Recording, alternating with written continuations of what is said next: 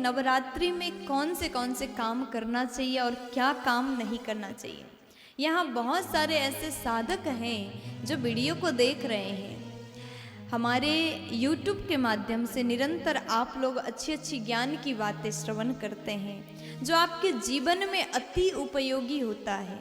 नवरात्रि के समय अगर आप भी व्रत करते हैं, 9 दिन माता रानी का सेवा करते हैं, आराधना करते हैं, तो इन बातों का विशेष करके ध्यान रखिएगा। अगर आप व्रत करते हैं लेकिन आपको इन नियम के बारे में पता ही नहीं, तो हो सकता है आप गलत भी कर लोगे।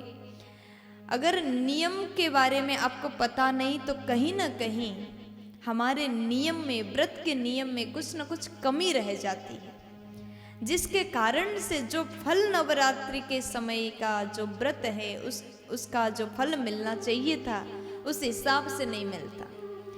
देखिए, आपने नवरात्रि व्रत किया है तो माता रानी आपके ऊपर अत्यंत प्रसन्न हो जाएंगी, आपके ऊपर कृपा करेंगी। लेकिन नवरात्रि के व्रत के समय ये कुछ गलतियां आपसे ना हो पाए, इसलिए सुन करके इन बातों का आप विशेष ध्यान दीजिएगा। कहते हैं नवरात्रि में जो व्रत पूजन करता है उसको ध्यान देना चाहिए, वो जमीन पर ही सोए। 9 दिन अन्न भी नहीं ग्रहण करते, 9 दिन पेट में अन्न नहीं जाता है। 9 दिन अन्न को त्यागने से आपके अंदर एक ऐसा शक्ति का उत्पत्ति होता है, शक्ति जागृत होती है जो रोग से लड़ने का क्षमता रखती है, रोग प्रतिरोधक क्षमता आपके अंदर आ जाती है। नवरात्रि में जो व्रत करता है उसको ध्यान देना चाहिए, वो जमीन पर ही सोए, उसको ऊंचे बिस्तर पर नहीं सोना चाहिए। ये भी नियम है। बार बार जलपान ना करें ताकि बार बार बाथरूम जाना ना पड़े, जलपान भी कम करें। और किसी का आदत होता है हम व्रत कर रहे हैं तो बार बार फल ग्रहण करें, ये भी बिल्कुल नहीं होना चाहिए।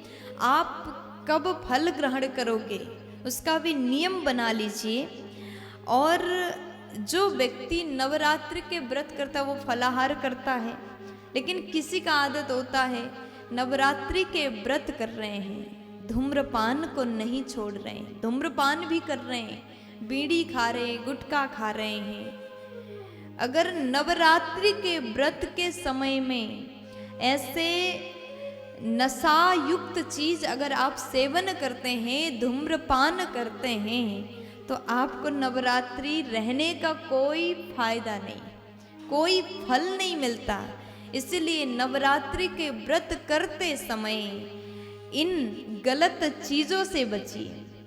वैसे ये गलत चीज केवल नवरात्रि के लिए नहीं, हर समय के लिए छोड़ना चाहिए।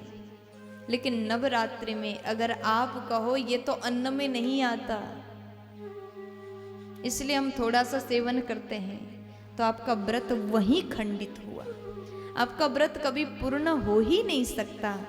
ये बात का विशेष ध्यान रखें।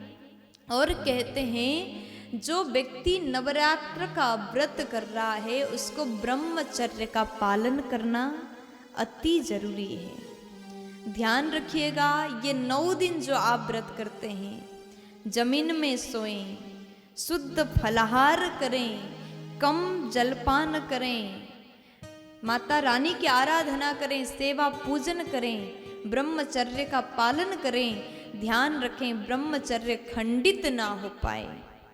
अगर खंडित हुआ तो बहुत बड़ा पाप है।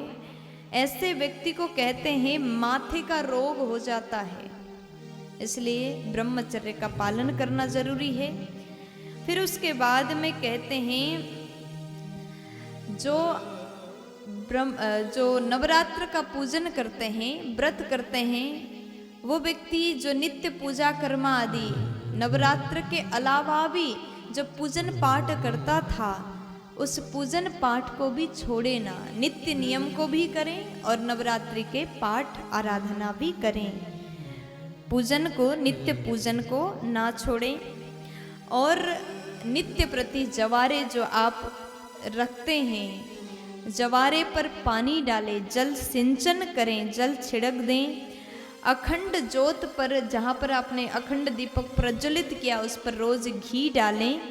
और उसके बाद में जहाँ पर आप पूजन कर रहे हैं, जहाँ पर माता रानी को आपने विराजमान कराया, वहाँ भूल से भी झाड़ू मत लगाएं। जो वहाँ पर गंदगी हुआ, कचरा हुआ, तो आप कपड़े से साफ कर सकते हैं, लेकिन झाड़ू का उपयोग उस जगह पर नहीं करना चाहिए।